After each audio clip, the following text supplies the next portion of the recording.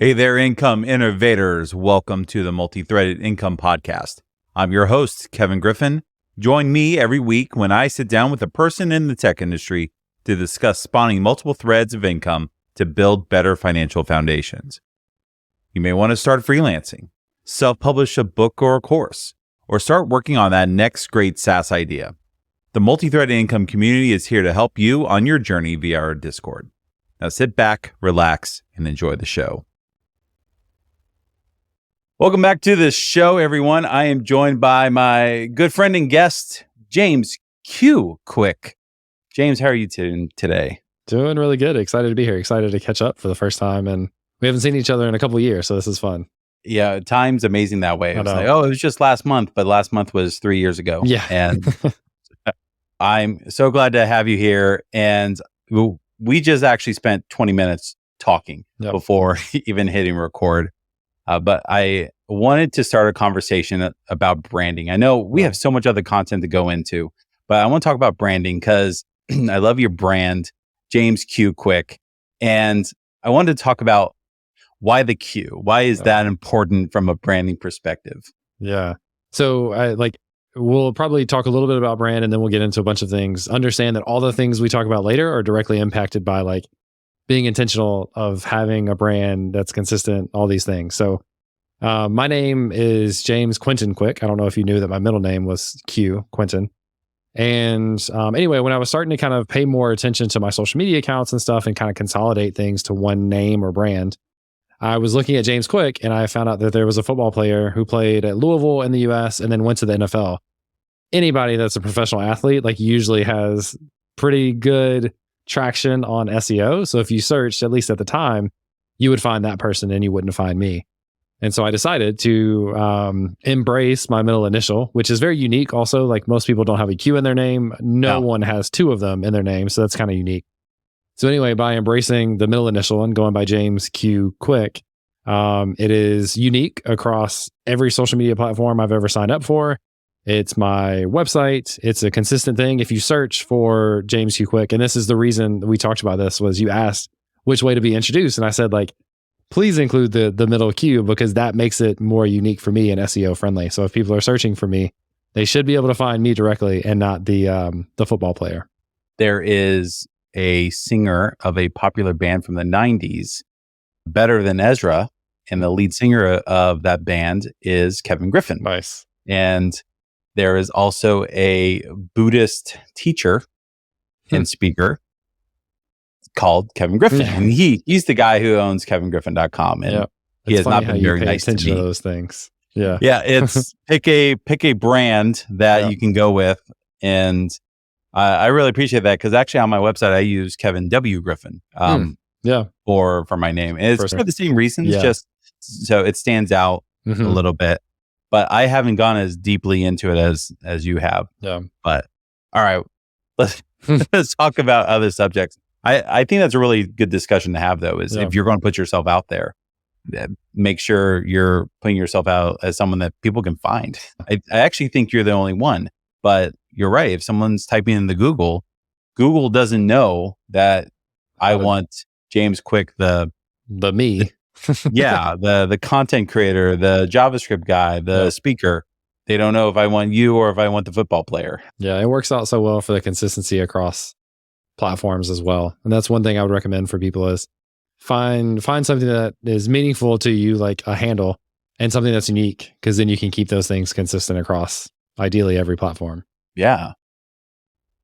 Well, let's start at the beginning. Yeah. Let's go way back to a younger James Q Quick and tell us your origin story about how you got started in tech.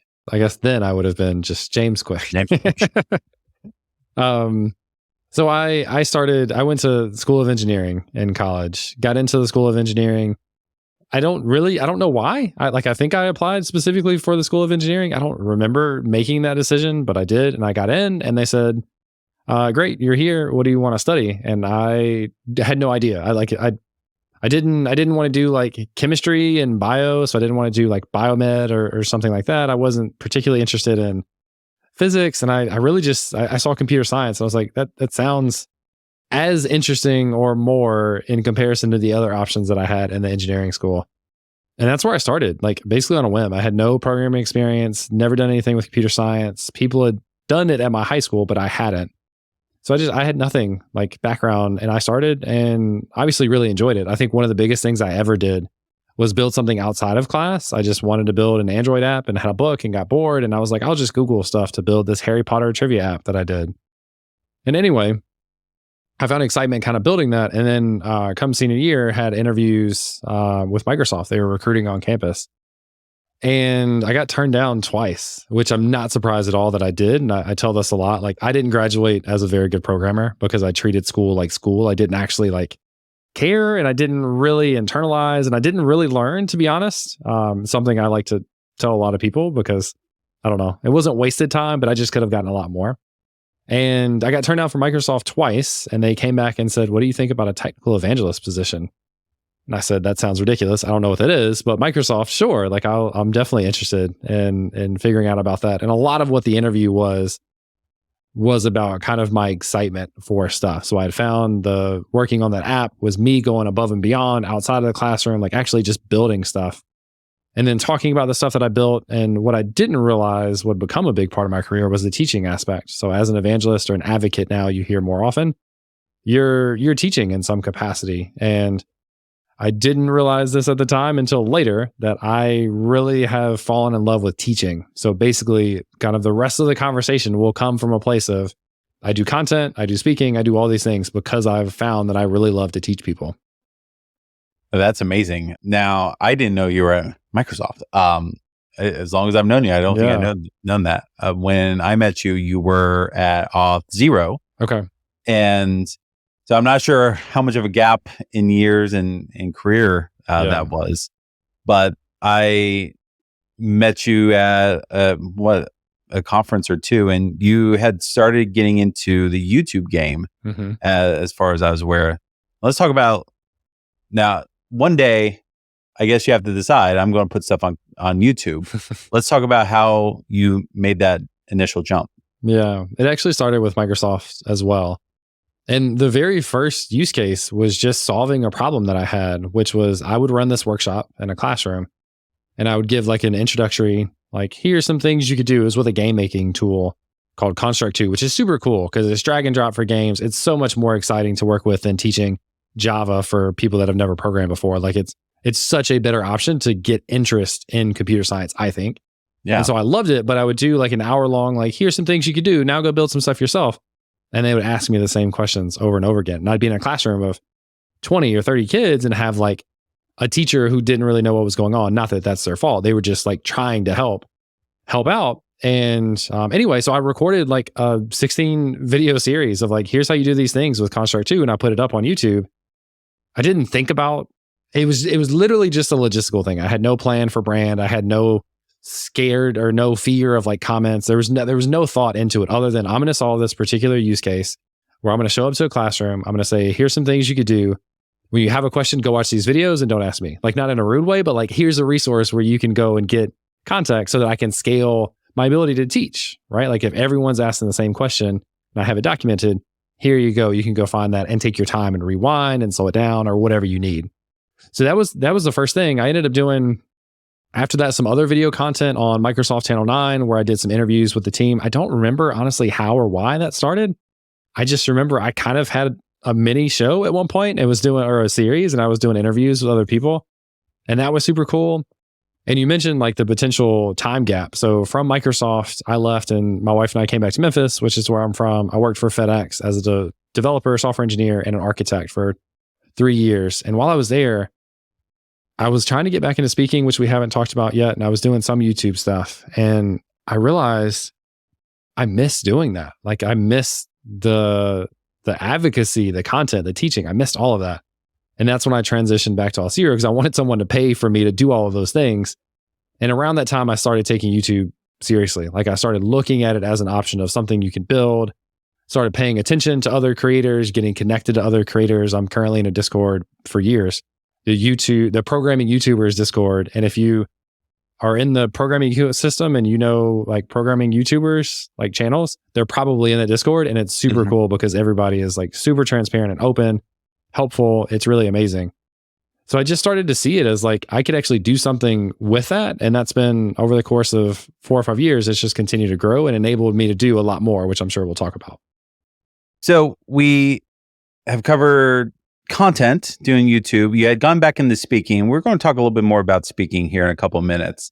But I know there was an eventual point in your career where you said, I don't want to do the job anymore. I want to go all in on content. Let's talk a little bit about what was that spark that said, this is a good idea, that I should do this?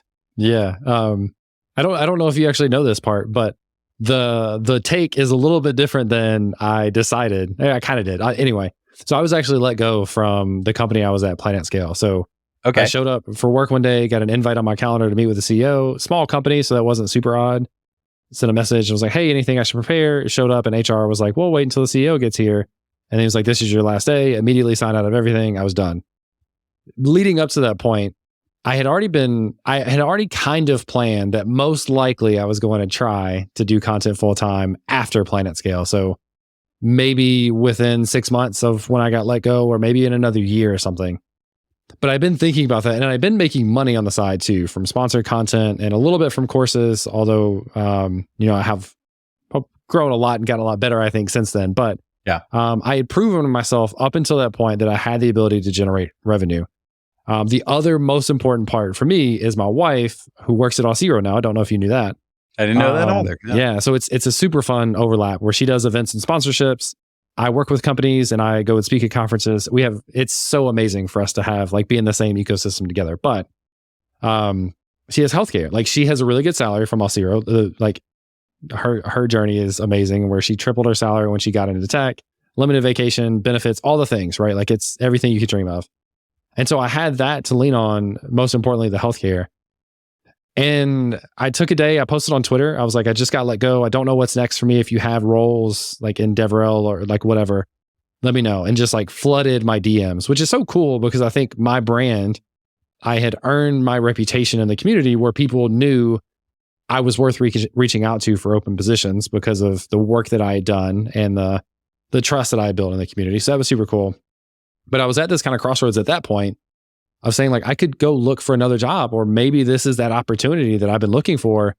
And honestly, even 6 months down the road, I don't know that I would have left to do it on my own. Like this was kind of the jumpstart in a reverse way, where it kind of forced me into like, this could actually be that chance. And so I looked at like, how much runway did I have money wise? How much upcoming content did I have that would make money? And then thinking about, if I was doing this full time, how much more could I do? How much more money could I make? How much more content could I produce? And it was like less than a day. And I decided like, that's what I want to do. And Monday morning, so I got let go on Thursday. My wife and I went out to a nice dinner that night, like oddly enough. And then Monday I sat down and I was a full-time content creator. And it wasn't this huge transition because these were all things I had already been doing on the side. I'd already been creating content. I'd already been working with sponsors. I've already been active on social media. I've already been speaking at conferences, like all these things I've already been doing. Now I just get 100% control over what I'm doing to be able to choose where I spend my time. And I had a lot of flexibility in the past as well and really enjoyed it, but this is just different because I can look back every day and I can say like, everything that I've made happen in my career on my own has been because of me, right? Like there's 100% ownership over all that stuff. So anyway, that was the moment. That was in July of 22. So we're now a little over a year. It has been going really well. This year, over the full year, I will replace the salary that I had at my previous job and more in a year span. And I think I couldn't be more excited and proud to not only say that I went full time, but also like have been successful with money in that regard as well. That's great news. How do you go from, so you had the job, you got laid off, you find yourself Monday morning, you're having decided I'm a full-time content creator. Is that freeing or is that incredibly stressful because now you have all the time that you wish you had when you were probably full-time working? It up until recently, and I'll tell you a little personal story in a second. Up until recently, it has been much more on the freeing side. And the reason is, again, my wife makes good money. I had buffer coming into this. I knew I could make at least decent money. So money was never a stressor. I was always like so far ahead where my runway was plenty to where I didn't have to force myself to kind of put a lot of pressure on myself on any given time span. Personal note, we just moved. We have not sold our old house, although hopefully we're very close. And what we ended up doing was doing this thing called a bridge loan, which I would never recommend anyone doing, where you take a loan out on the equity of your original house to pay for your new house, assuming that you're going to pay your house or you're going to sell your old house soon. Yeah. That did not happen the way we expected, which meant basically for a couple months now, we've been carrying the equivalent of like 3 mortgages. At this point, this is like the most stressful thing I've ever been through in my entire life. Again, kind of personal story. The reason I bring that up is now I have more pressure right this second in the last couple of months to get money because I don't have the consistency of a paycheck coming in. So even if I know things are coming, it's a little more urgent for it to come in. Hopefully all that stuff is wrapped up soon. That's the decision we will never make again. And I don't think for any foreseeable reason we will ever be in that position again. And so I think that pressure will be taken off. But right now there's a little bit because you're the owner of it and you have to go and do the thing yourself. Like you have to make sure you get paid. And that, I don't know, when it's under a little bit of a time crunch, adds a little bit of pressure to it. And in addition to that, when you went full time, did you give yourself some sort of goal or timeline? Like if I'm not at a certain point in 6 months or 12 months, I'm going to give this up. Yeah, I don't remember specifically what they were, but I definitely did. And I remember looking at, like, talking to my wife. My wife was really nervous about this. I think at the time I did it, I was in a much better position than when we had originally talked about the possibility of someday, which is a year before. Yeah. So we were already in a better off position. And I talked to her about like 6 months, like give it to the end of the year and see what it is. I don't remember what the numbers were. I don't remember what specifics were, but as a couple months in, I was like, this is legit. Like I'm doing this. It's working out really well. And I could kind of see like building up more runway going into, and I was like, even if I don't make like almost any money for December and January, like that's plenty to get through to February and start making money then, type of thing. So yes, there was a gauge at that point. I don't remember exactly what it was. It was about 6 months in, and pretty early on, I could tell that I was going to be fine with whatever that metric was. And I was going to do this basically as long as I could for the foreseeable future. That's excellent. And content's not all you do now. If I understand right, you're consulting, and we'll talk about speaking more, but how much of your, I would say, week is consulting versus content? Yeah, I'm a terrible hours person, which is probably not good when you do consulting because they want to know how much you're working. What my goal is in general is to help even out where my income comes from. Mm-hmm. So up until recently, the vast majority of my income has come from sponsored videos, and sponsored videos comes with challenges. I can talk about this in a minute, kind of the different approach I'm taking to that, which I'm much more excited about than what I did kind of the year leading up to the last couple of months.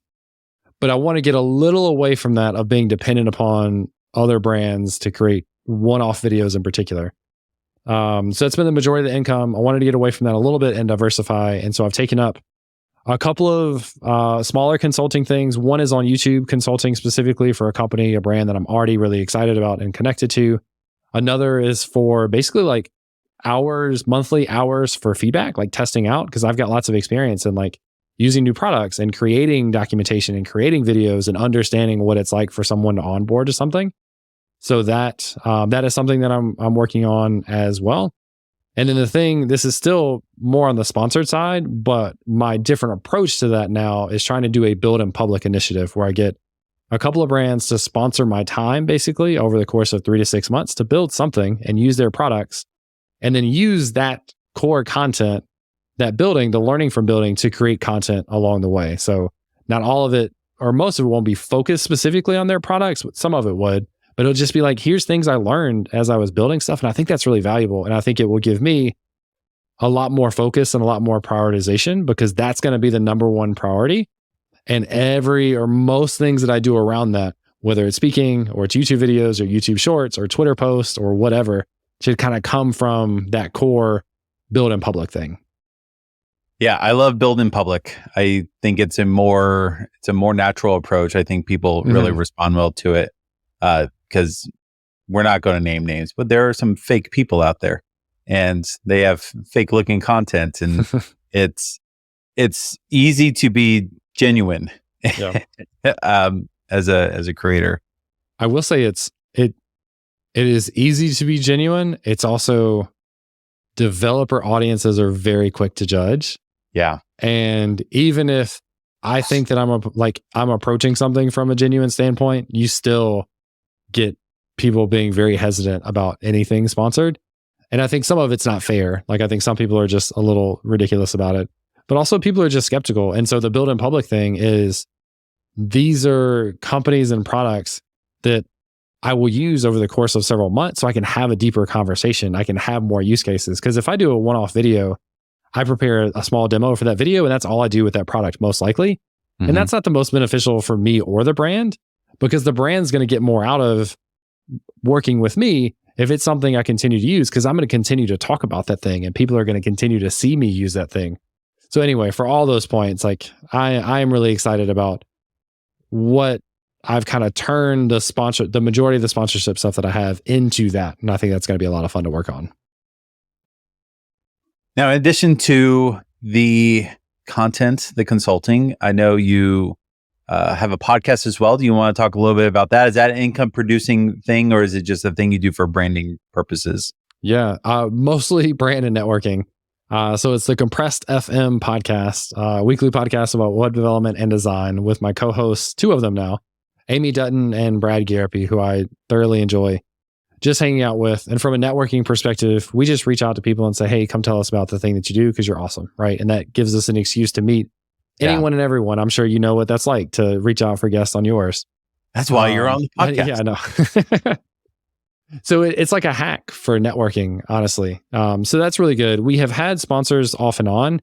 We have not been, I think if we spent more time being organized and intentionally working with sponsors, it could be more of a revenue generator, but time is hard to come by. And it's like one of many things that each of us do. So right now it's really not like I think basically all the money that we've gotten for sponsorships over the last year has gone to our intern who does the editing and a few other things, which is really nice to just kind of show up on a Friday, record, and then be hands off because we have somebody that can take care of the rest of it. Anyway, so yeah, brand and networking. And cool thing, tying back to speaking, or that we haven't gotten to yet, but we have actually done live episodes of the podcast at 2 or 3 conferences now, which is really cool just because it's different than your regular talk at a conference. And I think it's good for us brand wise. So that's been a lot of fun too. Let's talk a little bit about time, because you mentioned there's so much more you could do if you had the time, but between all the things you have going on, I know you have a young family and a newborn. I want to say newborn, but probably at this point, at least 6 years old. How do you manage the time for everything that produces the income that helps support the family and still making time for the family? Yeah. So our daughter is 4.5 months, not 6 years yet. Although I'm sure she'll be there pretty soon. Close. Yep. For me, the good thing is work-life balance has always been my number one priority. And I remember starting my career at Microsoft, and not that people were super off on the work-life balance. It was just different than mine because a lot of people that were younger didn't have someone to go home to. And this is not like a shot at them. This is just a situation that we were in where my wife and I do everything together. Like we're super cliche, like literally everything. I talked about, she works at Auth0. We talk about work stuff all the time because we both love it. We now have similar friends and in the tech ecosystem. I'm sure you'll get to meet her at some point at a conference. Like we play soccer together. We like all these things we've always done together. So for me, starting my career at 5 o'clock came around. I'm like, I don't want to be doing work stuff. I want to be at home for all the other things that I could be doing. Not that I didn't enjoy work, but because I have so many things in my life that I enjoy and I want to do. And so that's always been a priority for me, which I think makes making time for family easier for me than maybe a lot of people who were not used to prioritizing that time anyway. So another big helpful thing is my wife has 6 months maternity leave. Shout out to Auxero for having amazing maternity leave. And that's super unique and special. And so she gets paid the whole time. She can be home. And we've also started to have a nanny in the house 3 days a week. And the beautiful thing about that is it gets time for my wife. Like, she's taken a lot of responsibility to take care of Jamie this entire time while I'm working. But we get to keep, so it frees up my wife, but we also get to keep Jamie at home, which means at any point, like when we get done recording, I can go down and hold her for a few minutes or whatever. So we're never that far removed from her at any point. And I think that's really beautiful. That just makes me so happy. So all of us are together the vast majority of the time. I will say I probably haven't worked a 40-hour week, especially since she's been born. That's for a few different reasons, meaning I've worked less than 40 hours. Mm-hmm. But that's also a good thing too. Like, some days I feel like I don't get as much done as I would like to, but I definitely am not upset about not working 40-hour week. So anyway, it's been a transition like anything else. It's been a ton of fun. But I think having already had good boundaries in place has made it a lot easier for both of us to get everything out of the time that we've had that we want. I'll show you a little bit of your future. I've worked from home for 12, 13 years. Yeah. And my kids are 12, 11, and 7, and they've been homeschooled their entire life. So there has not been a day where I haven't been able to just go inside, to take breaks and talk to my kids for a couple of minutes. So even if it's just say, hi, what are you working on today? And I don't regret that at all. I love every moment I've had with my kids. So having that opportunity, I'm just telling you, that's going to pay dividends for years and years and years to come. And I think anyone who works in an office and doesn't have that opportunity, they're going to say the thing that they regret usually is not being able to spend more time with the kids. Yep. So good on you, and good on your wife as well. So let's pivot a little to what I really want to talk about, because I didn't think I wanted to talk about it until we were discussing before the call. And this is stuff that you wish to spend more time on that you're not necessarily spending time on now. And I'll go ahead and let you chime in on what that would be. I kind of mentioned diversifying income. And one of the things, by the way, that I've learned is my YouTube stats have been a little down. So the amount of money that I make on YouTube ads is down from where it was a year ago. So you can't just depend on, like, if you make it to a certain level with YouTube, you're going to make that amount of money the rest of your life. Like, that's not how it works. So you start looking at, like, how do you diversify? And I mentioned, like, sponsored content, courses, just content in general. That's one big category. Consulting is another that I want to continue to grow. And then also paid speaking opportunities. And I have had very little of actual paid speaking opportunities. I think we talked about this before. Most of what I've had is people pay for you to go somewhere. And last year, I made a goal for myself of giving my first keynote talk this year. And I'm about to give a keynote at All Things Open, which is semi close to you. Not too far, Raleigh. Yep. Yeah. That will be either my 4th or 5th keynote this year. And so it's really amazing from that perspective to have, like, a specific goal to see that happen, not just once, but like multiple times in a year. And that's super exciting. But I think there's also another level of not just getting paid to go and having a big audience to speak to, but also getting paid as a speaker. Then I've got a really good friend of mine who does professional speaking.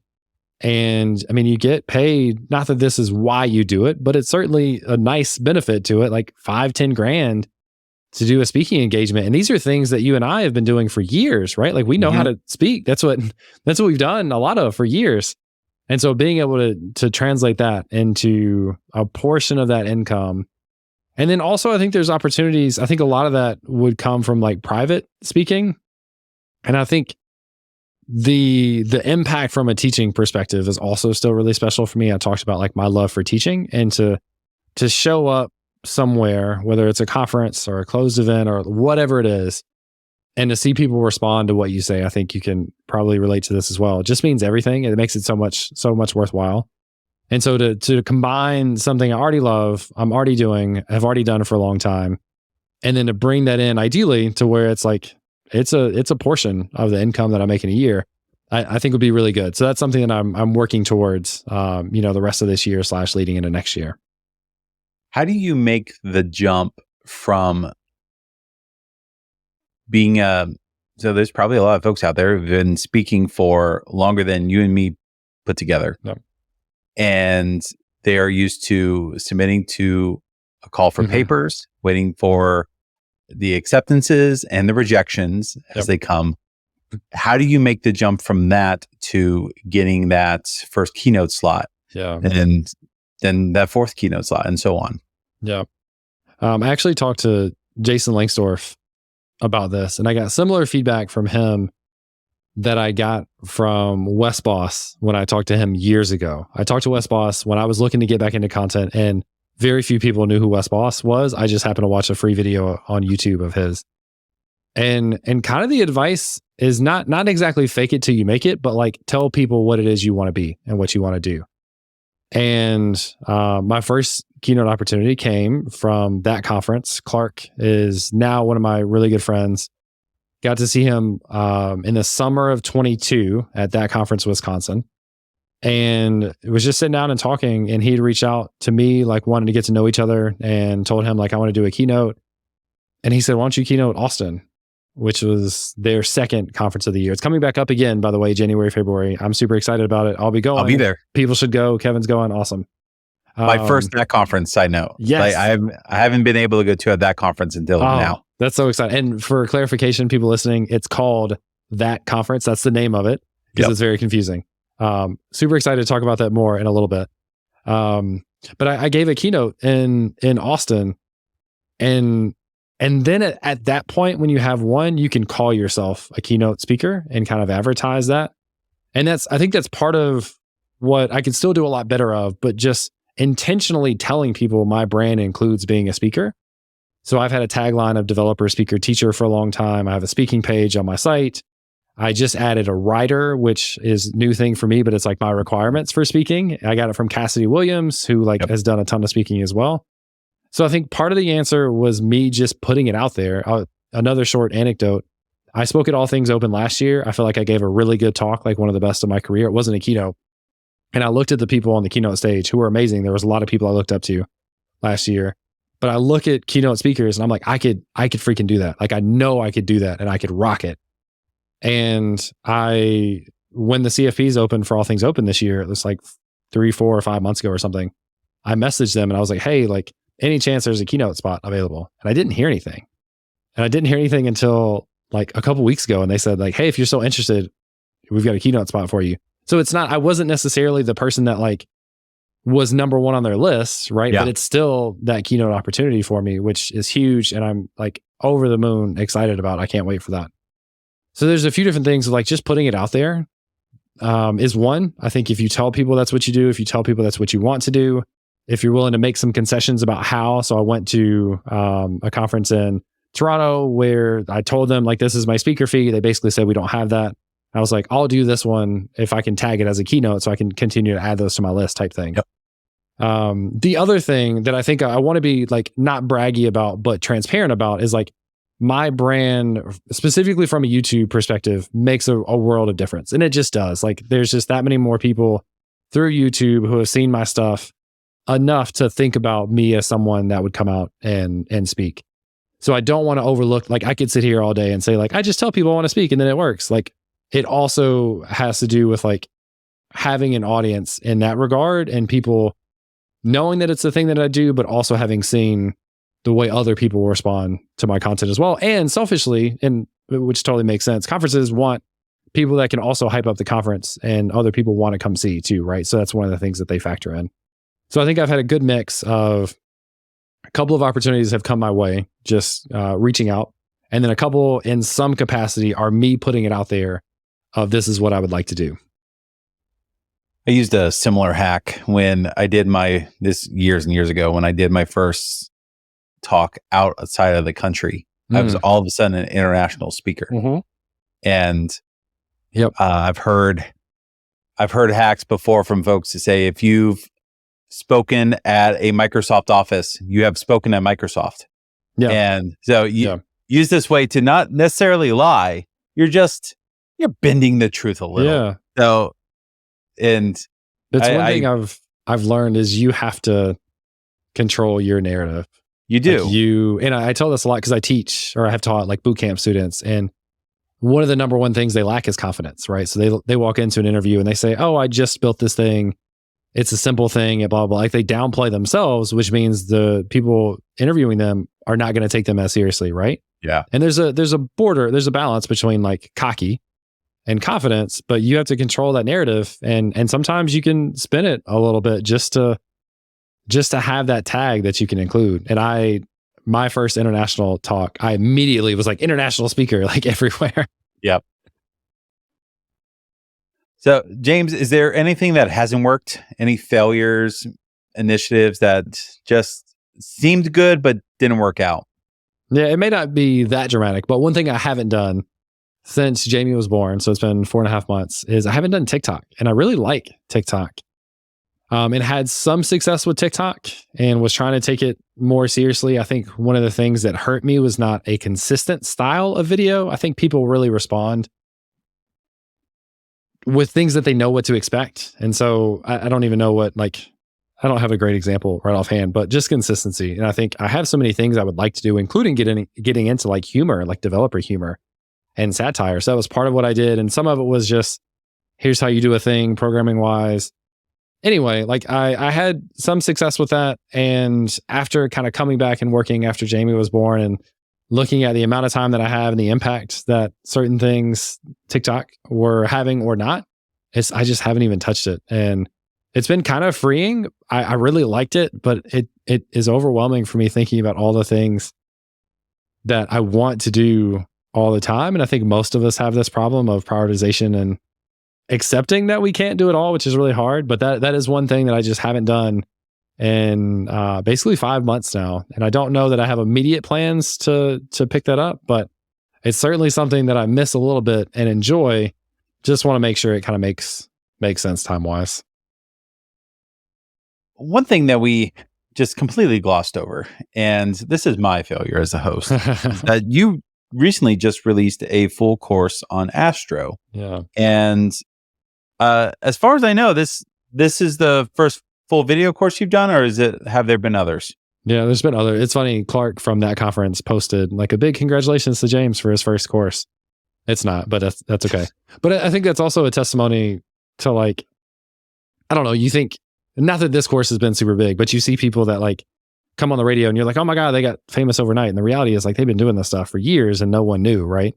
Yeah. So my first course was actually a VS Code course, which has made more money than any other course I've ever done. It was on Udemy and it was just timed really well, I think, from a VS Code perspective. And it also got into their like enterprise subscription model, which gave it a huge boost. So over the course of several years, it's now dying off, which is kind of sad, but I was making like $1,000 a month from that, not touching it at all. And so I was very fortunate for that to just get picked up. And anyway, so that was the first. I did a couple like free mini courses on YouTube. That was the first paid course. I did another one in between that one and this one, which was React and serverless. Actually, that's not quite true. I did, what was it for? I guess it was React. Yeah, React and serverless, sorry. That I published on Udemy and then moved to Podia as my own, like I didn't build it, but like as a course platform instead of doing Podia, but I did both. And that did like relatively little, like not a whole lot. And so part of what I want to get into, going back to how do you make money and also tying into like the build in public thing. If I spend 6 months building something, whatever it is, and ideally I tie it in with like sponsored time to do it, the things I've learned during that and what I'm able to build from a demo perspective are very useful for people, like amazingly useful, I think. So my goal is to kind of go through 6 or 8 month cycles of kind of working on something, digging deeper into stuff, and then turning that into course content as well. So we talked about this on the Astro front of migrating my personal site from trying to go to Next.js and then choosing Astro instead, and then looking at like, okay, here's potential ideas for courses. I want to do Astro. And I did that, and there's a lot that goes into it. I created a separate domain, separate website. I created a couple blog posts on that domain, which I didn't take super seriously, but I created YouTube content around the topic to point people to a newsletter where they could sign up for the waitlist. created the course, had someone help me with the demo, recorded 85 videos or whatever, hosted on Podia, and got to launch a little over a month ago. And it's been super cool to look at like putting in effort over the course of several months and then seeing people respond to it, like not just signing up, but also getting good feedback and seeing people progress through the course. That's super, super fun. And so I look at full transparency, the course has made about 15K so far. I don't expect it to make a whole lot more, although maybe like different ways we'll pick up some. But I had about 600 people on the wait list for that. And I look at like the potential reach that I have through YouTube and other platforms. And I'm thinking to myself, like, if I take that as a baseline conversion number, like there's no reason I wouldn't be capable of building a course and having a wait list for something of 5,000-6,000 people, right? Like tenfold of that. And then you look at like, if I were to tenfold the revenue for stuff that I'm already excited about, that I'm already building, I'm excited to teach all these things. That's kind of a game changer from a content creator perspective. And you look at people like Wes Boss, like you can go and run the numbers because they're on his website. Yeah. He makes millions from courses. I think that's every course creator's dream is Wes Boss. And even far removed from that, like I think there's a lot of potential. So I'm excited about the way it went. I'm excited to continue to refine the process of creating and marketing a course, and then hopefully just getting better and better. A group of friends of mine and I always make a joke. We're all content creators. We talk about Wes Boss, and we mean it in the most jealous, lovingly way possible. That Wes must wake up one day and go, I could really use a new car. And it's a course. Now he goes buys a new car. I want a new house. And I'm sure it's not like that at all. I've never met Wes in person before, but I say it from a standpoint of I'm extremely jealous and I want to be in that position. Absolutely. Well, you gotta also think too, there's nothing wrong with making a ton of money from your content. And I will always, I produce enough free content, I think, for people to trust me that I'm not doing it for the money. But I also would like to make a lot of money. There's nothing wrong with that. And if you look at Wes Boss and the success that he's had, people come back for more because they get the value that was promised.